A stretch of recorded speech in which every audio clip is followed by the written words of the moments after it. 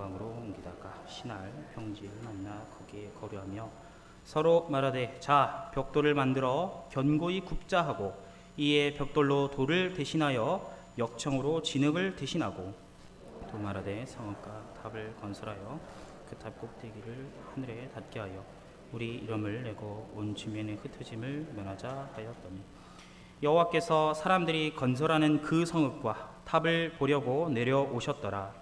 여호와께서 이르시되 이 무리가 한 족속이요 언어도 하나이므로 이같이 시작하였으니 이 이후로는 그 하고자 하는 일을 막을 수 없으리라. 자 우리가 내려가서 거기서 그들의 언어를 혼잡하게 하여 그들이 서로 알아듣지 못하게 하자 하시고 여호와께서 거기서 그들을 온 지면에 흩으셨으므로 그들이 그 도시를 건설하기를 그쳤더라. 네, 함께 보겠습니다. 그러므로 그 이름을 바벨이라 하니 이는 여호와께서 거기서 온 땅의 언어를 혼잡하게 하셨음이니라. 여호와께서 거기서 그들을 온 지면에 흩으셨더라. 아멘. 가스펠 프로젝트 6번째 시간, 악의 확산을 주시는 하나님에 대해서 우리 함께 말씀을 나눠보도록 하겠습니다. 자, 오늘 말씀을 보기 전에 우리가 반드시 살펴보아야 하는 키워드가 있습니다. 제가 가스펠 프로젝트를 하게 되면 보통 3가지의 키워드를 화면에 띄워서 여러분들과 순서대로 함께 나누고자 하는데, 한번 화면 띄워주시겠습니까? 우리 처음부터 3번째까지 같이 한번 한 목소리로 읽어보도록 하겠습니다. 첫 번째입니다. 우상 숭배는 자신의 입맛대로 하나님을 조작하는 행동입니다. 두 번째입니다. 읽어보겠습니다. 죄인은 하나님보다 자기 자신의 이름을 높이려고 합니다. 마지막 3번째입니다. 하나님께서는 죄의 확산을 막기 위해서 인류에게 고난을 선물로 주십니다. 이 3가지의 키워드를 가지고 오늘 6번째 시간을 함께 나누어 보려고 합니다. 책의 67에서 68페이지의 내용입니다. 67에서 68페이지입니다. 오늘 우리가 함께 살펴볼 말씀은 바벨탑 사건을 다루고 있습니다. 이 바벨탑 사건은 어떤 내용을 담고 있죠? 사람들이 자신의 힘으로 거대한 탑을 쌓았습니다. 그리고 하나님께서는 거대한 탑을 쌓았던 사람들의 언어를 흩으셨습니다. 과거에는 한 가지의 언어만을 가지고 있었지만 바벨탑 사건 이후에 하나님께서는 사람들의 언어를 각각 다르게 만드셨습니다. 여기까지가 우리가 흔히 알고 있는 바벨탑 사건입니다. 우리 다음 장 넘겨주십시오. 그런데 우리는 여기에서 한 가지 의문점을 가져야 됩니다. 사람들은 단순히 거대한 탑을 만든 것인데 왜 하나님께서는 탑을 쌓았다는 이유로 사람들의 언어를 흩으시고 심판하신 것일까요? 왜 그럴까요? 왜냐하면 이 바벨탑은 단순히 거대한 탑이 아니었기 때문입니다. 단순히 높이 쌓아 올린 탑이 아니었기 때문이죠. 저는 이것을 이렇게 봅니다. 바벨탑은 인류 최초의 우상 숭배의 현장이라고 보고 있습니다. 책도 그렇게 나와 있습니다. 그래서 하나님께서는 이 바벨탑 사건을 통해서 이 우상 숭배의 상황을 바라보시고 심판을 하신 것입니다. 우리 다음 화면 보여주십시오. 우리 11장 4절의 말씀을 함께 읽어보겠습니다. 시작. 또 말하되 자 성읍과 탑을 건설하여 그 탑 꼭대기를 하늘에 닿게 하여 온 지면에 흩어짐을 면하자 하였더니. 아멘. 4절의 말씀을 보게 되면 바벨탑을 만든 이 사람들이, 이 죄인들이 바벨탑을 만든 이유에 대해서 말씀해주고 있습니다. 사람들이 바벨탑을 만든 이유가 어디에 있죠? 우리 말씀을 보면서 한번 찾아볼까요? 4절 말씀에 제가 아주 친절하게 우리 노란색으로 밑줄까지 쳐놨는데 모르시는 분이 없으리라 믿습니다. 왜 사람들은 바벨탑을 만들었을까요? 그 이유는 자신들의 이름을, 그렇죠, 자신들의 이름을 나타내기 위해서 바벨탑을 만든 것입니다. 성경책이 있으시면 밑줄을 쳐주십시오. 굉장히 중요한 단어입니다. 자신의 이름을 나타내기 위해서 바벨탑을 만든 것입니다. 자, 이 말씀을 이해하기 위해서는 창세기 2장에 등장하는 이름의 역할과 그리고 창세기 4장에 등장하는 이름의 역할을 함께 살펴볼 필요가 있습니다. 우리 다음 장 넘겨주십시오. 먼저 창세기 2장에 등장하는 이름의 역할입니다. 창세기 2장에서는 주권과 권한 그리고 권력에 대한 특징으로 이 이름의 역할을 사용해주고 있습니다. 창세기 2장의 말씀을 보게 되면 하나님께서 온 세상을 창조하십니다. 그리고 아담에게 모든 피조물들에게 이름을 지어줄 수 있는 권한을 주십니다. 이름을 지을 수 있는 권한은 이 세상을 아름답게 경영하고 가꿀 수 있는 그 권한을 이야기하는 것입니다. 그런데 여기에는 한 가지 중요한 규칙이 있습니다. 이름을 다 지어도 되지만 이것 한 가지만은 반드시 지켜야 하는 규칙이 있었습니다.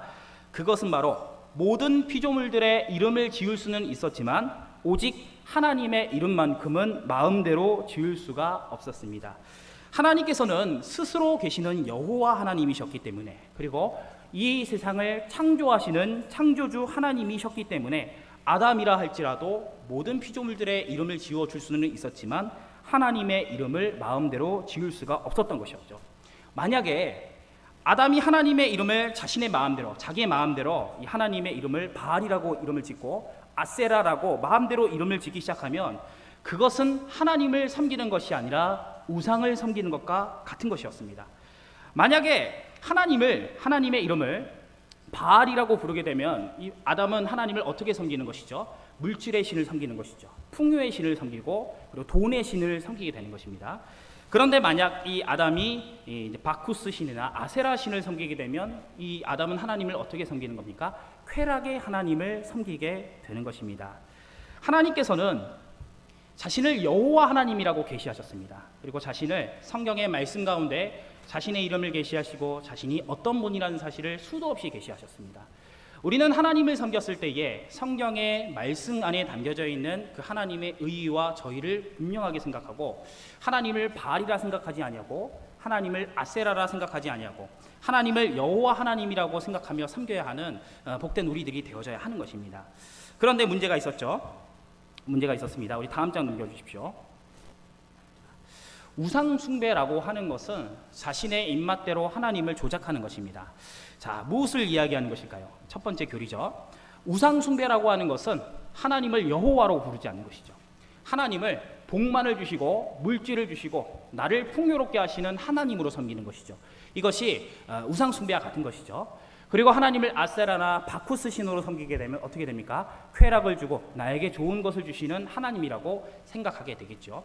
사랑하는 성도 여러분, 우리가 하나님의 말씀을 가까이 하고 그리고 성경 돕기를 반드시 해야 하는 이유는 하나님의 말씀을 우리가 가까이 할수록 성경의 말씀에 계시하고 있는 하나님께서 어떤 분이라는 사실을 반드시 알게 되고 그리고 하나님을 바알이라고 섬기지 아니하고 아세라로 섬기지 아니하고 하나님을 하나님 자신으로 섬기게 되는 우리가 되어지기 때문입니다. 제가 이 유초등부 아이들에게 이 성경을 소개할 때 이렇게 설명을 합니다. 물론 성경은 하나님의 말씀이고 거룩한 영감된 말씀이지만 정말 쉽게 아이들은 그렇죠? 1학년 친구들에게 설명을 할 때 이렇게 소개를 합니다. 어린이 교리교실 할 때 자주 설명하는 것인데 하나님의 말씀인 이 성경은 하나님의 자기소개서입니다. 하나님의 자기소개서. 하나님은 이 성경의 말씀을 통해서 자기 자신을 계시하십니다. 자기 자신의 거룩하심과 자기 자신의 영광스러움을 성경의 말씀으로 소개하십니다. 계시하고 있는 것이죠. 우리가 하나님의 말씀을 가까이 하게 된다면 성경 돕기나 큐티 생활을 열심히 하게 된다면 하나님을 지금보다 더욱더 많이 알게 될 것이고 그래서 하나님을 물질의 하나님으로 섬기는 것이 아니라 영광의 하나님으로 섬기게 되는 것입니다. 만약 우리가 하나님을 바알처럼 생각하고 아세라처럼 생각하게 된다면 첫 번째 키워드처럼 우상 숭배하게 되는 자신의 입맛대로 하나님을 조작하는 아주 못된 모습을 우리가 가질 수밖에 없는 것입니다. 우리 다음 장 넘겨주십시오. 4장 6절의 말씀을 함께 읽어보겠습니다. 시작. 그때에 사람들이 비로소 여호와의 이름을 불렀더라. 아멘. 창세기 2장에서의 이름의 역할은 그렇죠. 경영의 역할을, 조직의 역할, 권한의 역할을 가지고 있다면 4장에 등장하고 있는 이 말씀의 역할은 하나님을 예배의 대상으로 삼았다는 것입니다. 자, 4장 6절의 말씀을 보십시오. 우리 노란색으로 제가 해놨는데 무엇이 보입니까? 예배의 대상이라고 적혀져 있습니다. 사람들이 하나님을 여호와라고 부르기 시작한 순간 그때서부터 하나님은 공식적인 예배의 대상이 되어진 것입니다. 자, 창세기 2장에서는 이름의 권한이 주권이라고 이야기를 했죠. 그리고 창세기 4장에서는 이름의 그 특징이 예배의 대상이라고 이야기를 했습니다. 이것을 한데 섞어서 보면 이 창세기 11장의 말씀이 보입니다. 이 두 가지의 키워드를 잘 생각하면 11장의 그 이름의 그 역할이 등장하는 것이죠. 다음 장 넘겨주십시오. 같이 한번 읽어볼게요. 시작. 바벨탑이 심판을 받아야만 하는 이유, 하나님보다 자기 자신의 이름을 높이고 싶어서이기 때문입니다. 이 두 가지를 종합해 본다면 11장에 등장하는 사람들은 하나님보다 바알과도 같은 하나님을 가짜로 조직해서 우상을 섬기고 하나님 자신보다는 자기 스스로의 이름을 높이고 싶었기 때문에 하나님보다는 자기 자신을 높이고 싶었기 때문에 바벨탑을 만든 것입니다. 이로보건대 이 바벨탑 사건은 단순히 높은 탑을 만든 것이 아니라 인류 최초의 우상 숭배의 현장이라고 볼 수 있습니다. 자, 넘겨주십시오. 자, 우리는 여기서 이제 두 번째 키워드를 발견하게 됩니다. 같이 한번 읽어보겠습니다. 시작. 죄인은 하나님보다 자기 자신의 이름을 높이려고 하는 성격을 가지고 있습니다. 그렇습니다. 우리는 모두 죄인이기 때문에 하나님의 말씀을 가까이 하지 않으면 하나님보다 우리 자신의 이름을 높이려고 하는 특징을 가지고 있습니다. 소위 권력욕이라고 이야기를 한다고 볼 수 있는 것이죠. 과거에 이 고대 근동에서 이 탑을 쌓는 행동은 전형적으로 우상을 숭배하는 수단이기도 했습니다. 고대 근동에서는 탑을 만들고 그 탑을 신전으로 삼았습니다. 그리고 신을 대신할 강력한 대리자를 세웠습니다. 이 고대 근동에서의 이 신의 대리자는 일종의 왕이었고 애굽에서는 이 신의 대리자를 바로 신의 역할을 감당하는 자로 보았습니다. 우리나라 때에는 이 고조선의 이 단군이 주술사였지만 그가 이제 일종의 신의 대리자의 역할을 했었죠. 마찬가지로 이 고대 근동 지역에서 탑을 만들려고 했었던 이유는 강력한 우상을 만들고 국가를 다스릴 수 있는 신의 대리자를 세우기 위해서였습니다. 이 애굽의 백성들은 수많은 우상을 만들었죠. 그리고 탑을 건설하고 이 피라미드를 만들고 그리고 신의 대리자인 바로를 만들었습니다. 사람들이 이 바벨탑을 만들었던 이유는 간단하게 생각하시면 됩니다. 하나님이 아니라 자신의 입맛에 맞는 우상을 만들기 위해서. 하나님께서는 너무나도 까다롭고 까탈스러우니까 자신의 입맛에 맞는 우상을 만들기 위해서 이 거대한 탑을 만든 것입니다. 그렇기 때문에 이 바벨탑이라고 하는 것은 인류 최초의 우상 숭배의 장소라고 볼 수 있습니다. 이 설교의 내용에는 없는 내용이지만 이 내용을 좀 추가하자면 여러분들이 창세기를 볼 때는 반드시 출애굽기의 관점으로 볼 필요가 있습니다. 왜냐하면 모세오경 중에서 출애굽기가 가지는 위치가 굉장히 중요하기 때문입니다. 세일 해머라고 하는 신학자는 이 창세기를 출애굽기의 서론이라고 이야기를 합니다.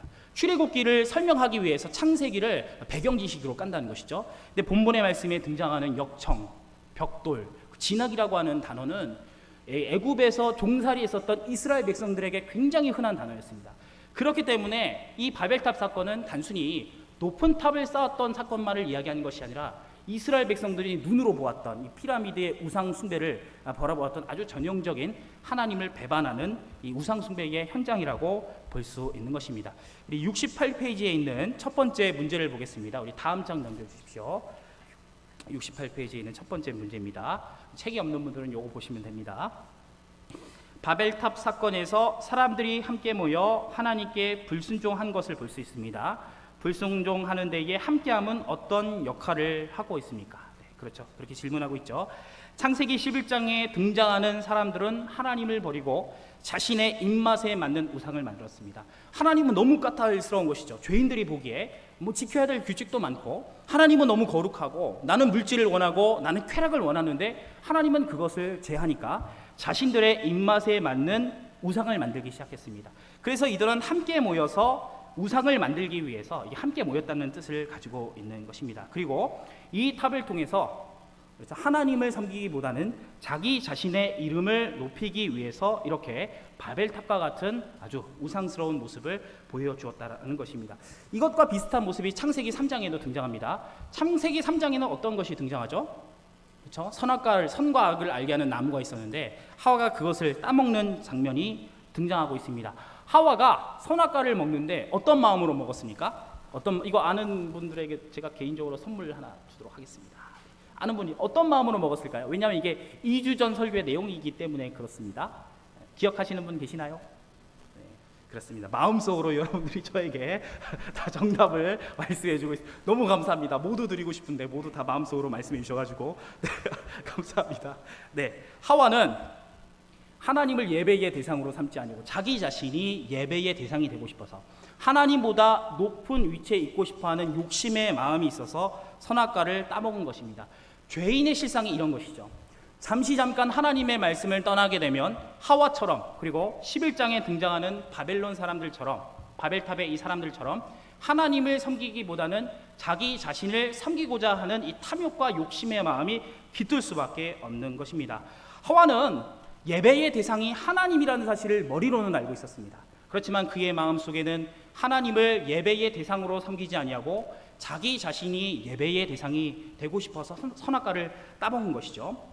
우리의 마음속에는 언제나 하나님보다 자기 자신을 높이고자 하는 욕심의 마음이 있습니다. 욕망의 마음이 있다는 것이죠. 소위 이것은 권력욕이라고 이야기를 할 수 있는 것이죠. 사람의 마음속에 있는 이 권력욕은 하나님을 높이기보다는 자기 자신의 이름을 높이고, 그리고 자기 자신의 이름을 널리 알리고자 하는 본능의 마음을 가지고 있습니다. 그렇습니다. 사람은 누구나 그 마음을 가지고 있죠. 자신의 업적, 자신의 재능, 자신이 가진 부를 은연중에 흘리고 자랑하고 싶어하는 교만의 마음을 가지고 있는 것입니다. 하나님의 위대함보다는 자기 자신을, 자신의 이름을 저 거대한 바벨탑 가운데 이름을 새기고자 하는 이 탐욕과 권력의 마음이 우리 마음속에 있는 것입니다. 사랑하는 성도 여러분, 우리 주변을 보십시오. 우리 주변의 세상의 뉴스나 이 매스미디어를 보십시오. 하나님의 이름으로 장사를 하는 사람들이 너무 많습니다. 하나님의 이름으로 정치를 하는 사람들이 너무나 많습니다. 하나님의 이름으로 금전적인 여유를 누리고자 하는 사람들이 너무나 많습니다. 이런 사람들은 눈에 보이지 않는 하나님을 자신의 이용가치로 삼고자 하는 아주 우상 숭배와도 같은 모습을 보여주고 있는 것입니다. 우리가 하나님의 말씀을 떠나게 되면 우리는 분명히 하나님을 우리 자신의 욕심에 이끌려서 하나님을 이용하고자 하는 모습을 반드시 가질 수밖에 없는 것입니다. 그렇기 때문에 1층 로비에 가셔서 성경 돕기 열심히 신청하시기를 바랍니다. 그리고 그 옆에 있는 언박싱 전도도 함께 신청을 해주셨으면 감사합니다. 네, 우리 69페이지의 첫 번째 질문을 함께 보겠습니다. 네, 책이 없으신 분들은 화면을 보시면 됩니다. 69페이지의 첫 번째 질문입니다. 우리 함께 읽어보겠습니다. 시작. 그리스도인들이 우리 이름을 내는 방법에는 어떤 것들이 있습니까? 예, 거듭난 성도들은 자기 자신의 이름보다는 하나님의 이름을 높일 수밖에 없는 그 마음의 성정을 가질 수밖에 없습니다. 그렇죠? 17세기, 18세기 청교도인들이 수도 없이 이야기한 것이죠. 거듭난 성도만이 하나님의 영광을 바라보고 자기 자신의 이름보다는 하나님의 이름을 높이고 싶어하는 본능과 성향을 가질 수밖에 없는 것이죠. 교만한 사람들일수록 하나님의 이름을 이용해서 자신의 부를 축적하고 정치적인 수단으로 사용을 하고 있는 것이죠. 로마 카톨릭이 왜 부패했습니까? 15세기 그 이전에 로마 카톨릭이 왜 부패했습니까? 하나님의 이름으로 면죄부 만들어서 장사를 했기 때문이죠. 하나님의 이름으로 거대한 예배당을 만들기 위해서 저 수많은 성도들의 헌금을 수취하고 수탈하는 역할을 했기 때문에 이런 일들이 발생한 것입니다.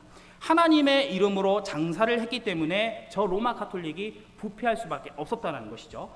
반면에 하나님의 이름을 높이기를 원했던 사람들은 어떤 사람들이었습니까? 나의 생각보다는 하나님의 생각인 이 성경의 말씀에 집중하고자 했던 사람들이었죠. 이 대표적인 예가 15세기 근간에 있었던 종교개혁자들이었습니다. 이들은 어떤 사람이었습니까? 오직 성경, 오직 하나님의 생각, 오직 하나님의 자기 계시만이 나 자신을 낮추고 우상을 숨기지 아니하고 하나님의 영광을 온전하게 앙망할 수 있는 거듭난 백성이 된다는 사실을 누구보다 알았던 사람들이었습니다. 그렇기 때문에 성경도 번역하고 성경도 계속 묵상할 수 있도록 가르치고 수많은 주석도 만들 수 있었던 것입니다. 사랑하는 성도 여러분, 우리가 만약 하나님의 영광을 앙망하는 교만한 사람이 아니라 겸손한 사람이 지어진다라면 우리는 반드시 우리가 지금 하고 있는 예배 태도에서부터 모습이 달라지는 모습을 반드시 가질 수밖에 없는 것입니다. 그렇죠? 제가 이제 신학교 다녔을 때 선배님들이 그런 이야기를 했습니다. 저는 신학교 다녔을 때 맞아가면서 신학교를 다녔습니다. 그렇습니다. 새벽 예배 안 나가면 빠따로 그냥 때렸습니다. 임항 B 목사님이 그러셨는데 우리 노예에 계신 분이신데 빠따로 막 때리고 막 그러셨습니다. 그렇게 맞아가면서 신학교를 다니셨는데 이분이 끊임없이 이야기했던 슬로건이 있었습니다. 그 슬로건이 뭐냐면 예배에 목숨을 걸라는 것이었죠. 예배에 목숨을 걸라는 것이었습니다. 직장 생활하고 육아하는 거 제가 물론 육아를 경험해 보진 않았지만 굉장히 힘든 일입니다. 저도 이 아이들 너무 귀여워하지만 30분 이상을 버티지 못합니다. 저도 그렇습니다. 네, 육아는 굉장히 힘든 일이고 주일에 쉬지 않고 예배 나오는 것은 굉장히 힘든 일입니다. 그리고 지금같이 장마가 심하고 습할 때에 교회에 나오는 것은 무척이나 괴롭고 힘든 일입니다. 그럼에도 불구하고 우리는 예배에 목숨을 걸어야 합니다. 왜냐하면 그것이 하나님의 영광을 드높일 수 있는 유일한 방법이기 때문입니다. 제가 매일마다 설교하면서 여러분들에게 강조한 것이 있습니다. 우리가 구원받은 이유, 우리가 먼 훗날에 부활을 하고 천국에 가는 그 근원적인 이유, 아들 독생자 예수님께서 십자가에 달려 죽으신 이유, 그것은 하나밖에 없습니다. 우리가 하나님께 영광 돌릴 수 있는 그 예배에 있기 때문입니다. 사랑하는 성도 여러분, 우리가 하나님을 높이기 위해서는 다른 어떤 것 없습니다. 성경 열심히 보고 예배하면 됩니다. 그것이 하나님의 편에서 가장 겸손하고 가치 있고 그리고 거듭난 성도의 아주 충분한 역할이라고 볼 수 있는 것입니다. 자, 책의 69페이지에서 71페이지까지의 내용을 보도록 하겠습니다. 우리 성경책 창세기 11장 5절 말씀을 함께 보겠습니다. 창세기 11장 5절 말씀을 함께 보겠습니다. 다음 장 한번 넘겨주시겠습니까? 제가 기록을 안 했네요. 창세기 11장 5절 말씀을 우리 합독하도록 하겠습니다. 시작. 여호와께서 사람들이 건설하는 그 성읍과 탑을 보려고 내려오셨더라. 아멘. 하나님께서 바벨탑을 지으시고 사람들을 심판하시기 위해서 아주 재밌습니다. 5절 말씀을 보십시오. 직접 내려오셨습니다. 천사를 시킨 것이 아니라 직접 내려오셨다라고 적혀져 주고 있습니다. 하나님께서 하늘로 내려오신 사건은 굉장히 이례적인 사건입니다. 그렇죠? 굉장히 이례적인 사건입니다. 자, 우리는 여기에서 하나님의 이 이례적인 행동을 통해서 하나님의 성품, 하나님의 성격을 살펴볼 필요가 있습니다. 하나님께서 이 바벨탑 사건을 직접 심판하신 이유는 즉각적으로 죄인들을 심판하시기 위해서입니다. 즉각적으로 죄인들을 심판하시기 위해서입니다. 하나님께서는 심판을 결정하시면 이것을 뜸들이지 아니하시고 고민하시지 않으시고 선지자를 통해서 말씀을 하시든 예언을 하시든 반드시 그 심판을 즉각적으로 이끌어내십니다. 우리 다음 70페이지 이 질문을 함께 읽어보도록 하겠습니다. 책의 70페이지 첫 번째 질문입니다. 같이 한번 읽어보겠습니다. 시작. 하나님은 인간의 건축 계획을 멈추기로 작정하셨습니다. 이를 위해 하나님이 하신 행동을 보고 느낀 점은 무엇입니까? 하나님께서 바벨탑의 건축 활동을 멈추게 하신 이유는 죄인들을 즉각적으로 심판하시기 위해서입니다. 즉각적으로. 왜 하나님께서는 즉각적으로 죄인들을 심판하실 것일까요? 그렇죠? 뜸을 들이고 좀 천천히 심판하시면 됐는데 왜 직접 내려오시면서까지 즉각적으로 죄인들을 심판하실 수밖에 없었던 것일까요? 그 이유는 하나님의 심판이 더딜수록 느려질수록 세상의 죄는 가득해지고 죄가 확산될 것이기 때문입니다. 그래서 하나님께서는 언어를 혼잡하게 하시고 사람들에게 심판을 내리게 하시면서 이 죄가 확산된 것을 멈추게 하신 것입니다. 인간의 역사를 되짚어보면요, 사람들은 언제나 자신의 힘으로 막강한 나라를 만들고 싶어 했습니다. 그리스가 그랬고 로마가 그랬습니다. 자신들의 입맛에 만드는 정치를 펼치고 정책을 만들어서 누구나 그렇죠, 악망하는 유토피아를 만들고자 하는 그런 욕망들이 인류의 역사에 숨겨져 있었던 것이었죠. 하나님의 방법이 아니라 자신의 힘과 정치적인 수단과 그리고 방법을 통해서 이 유토피아를, 거룩한 나라를 만들려고 노력을 했던 것 같습니다. 그런데 이러한 나라일수록 오히려 타락하기가 쉬운 것을 우리가 반드시 기억해야 하는 것이죠. 대표적인 예가 바로 로마였습니다. 로마는 엄청난 나라였죠. 제국을 만든 나라였습니다. 굉장한 나라였죠. 그렇죠? 로마는 자신의 힘으로 부강한 유토피아를 만들기 위해서 도시를 만들고 도로를 만들고 모든 인종들을 한데 묶으려고 했습니다. 굉장한 유토피아였죠. 그런데 그들의 결말은 어떠했습니까? 그들의 속내는 어떠했죠? 사람이 살기에 좋은 나라처럼 보여졌지만, 겉으로 보기에 좋은 나라처럼 보여졌지만 로마는 언제나 쾌락이 가득했고 폭력이 가득했습니다. 겉으로 보기에 그 나라는 굉장히 사람이 살기에 좋은 나라였지만 하나님의 말씀을 떠난 그 제국은 쾌락이 난무하고 폭력이 난무했다는 사실을 우리가 반드시 기억해야 하는 것이죠. 하나님의 방법이 아니라 사람의 입맛에 맞추는 정책이나 정책을 펼치게 되면 성적인 쾌락은 따라올 수밖에 없는 것입니다. 그럴 수밖에 없는 것이죠. 욕심과 탐심이 가득할 수밖에 없는 것입니다. 그것이 오늘 바벨탑 사건이 여러분들에게 주고자 하는 아주 중요한 교훈 중에 하나입니다. 사랑하는 성도 여러분, 하나님께서는 사람의 죄가 가득 차게 될 때마다 죄를 억제시키기 위해서 즉각적으로 인류에게 고난을 선물로 주십니다. 고난을 반드시 선물로 주실 수밖에 없는 것입니다. 넘겨주십시오. 마지막 세 번째 키워드입니다. 같이 한번 읽어보겠습니다. 시작. 하나님께서는 죄의 확산을 막기 위해서 인류에게 고난을 선물로 주십니다. 사랑하는 성도 여러분, 사람의 힘으로 만든 그 정책은 언제나 쾌락이 도살일 수밖에 없는 것이고 욕심과 탐심이 가득할 수밖에 없는 것입니다. 하나님께서는 죄의 확산을 멈추시기 위해서 바벨탑을 즉각적으로 심판하시고 죄의 확산을 막으신 것입니다.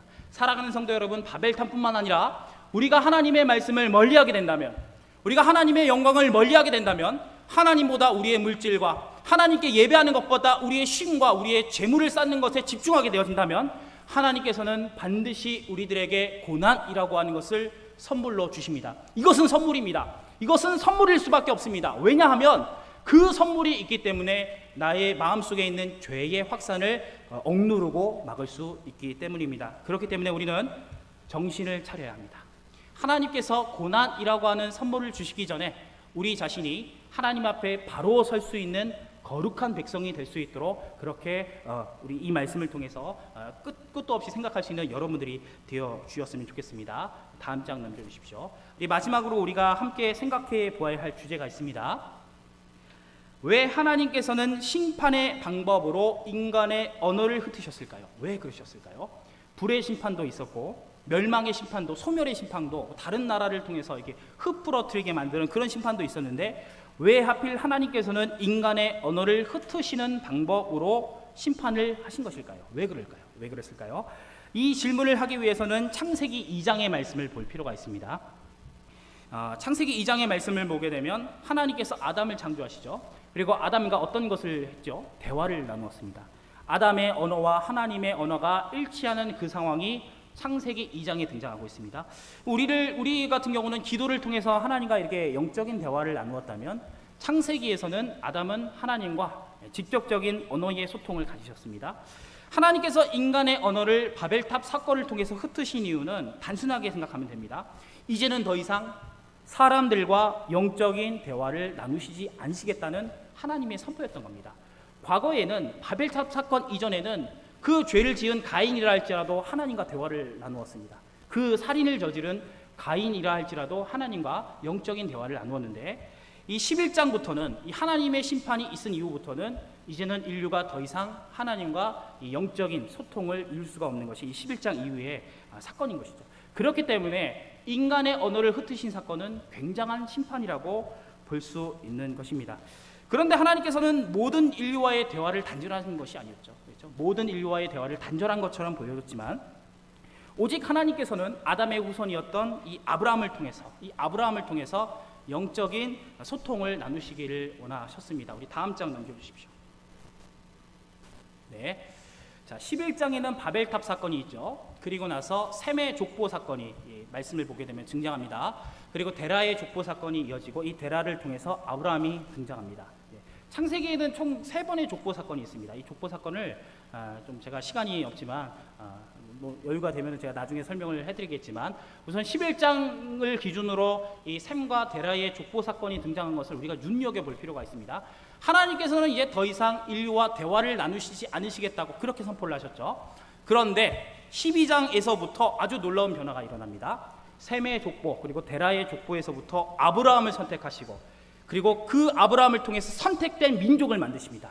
그리고 그 민족을 통해서만 오직 예배를 받으시고 그 민족을 통해서만 영적인 소통을 나누어 주신 것입니다. 사랑하는 성도 여러분, 우리는 하나님의 선택받은 백성이기 때문에 기도를 통해서 예배를 통해서 하나님과 영적인 교감을 나눌 수가 있는 것입니다.